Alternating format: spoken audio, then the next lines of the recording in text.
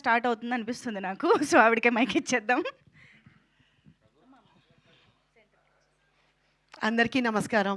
వేదిక మీద ఉన్న కళామ తల్లి ముద్దు బిడ్డలకి, సరస్వతీ పుత్రులకి, పత్రికా పుత్రులకి అందరికీ నమస్కారం.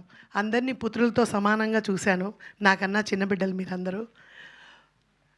ఈ సినిమా సూపర్ డూపర్ హిట్ కావాలని మనస్ఫూర్తిగా కోరుకుంటున్నాను.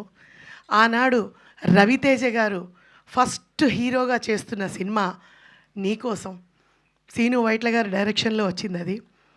ఆ సినిమాకి ఆ అబ్బాయి పట్నాయక్ గారు మ్యూజిక్ ఇచ్చారు.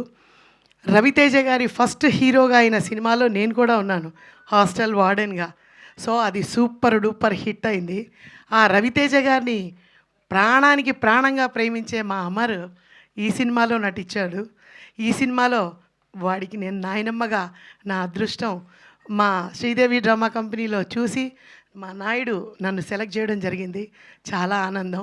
అలాగే ప్రొడ్యూసర్ గారు ఏమీ అడ్డు చెప్పకుండా కళామ తల్లికి నన్ను దగ్గర చేసి ఈ ఆనందాన్ని పంచుకునే అవకాశం ఇచ్చారు.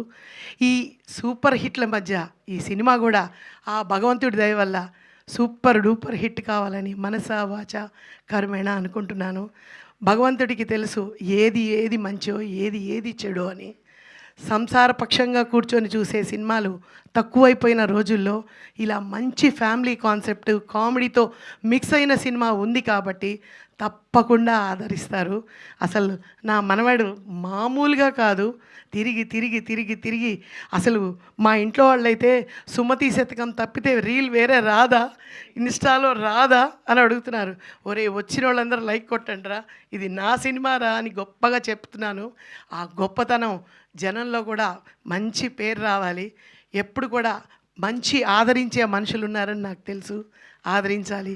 జై కళామ తల్లి. థ్యాంక్ యూ అమ్మా, thank you so much. So ఇలా సెంటిమెంట్ కూడా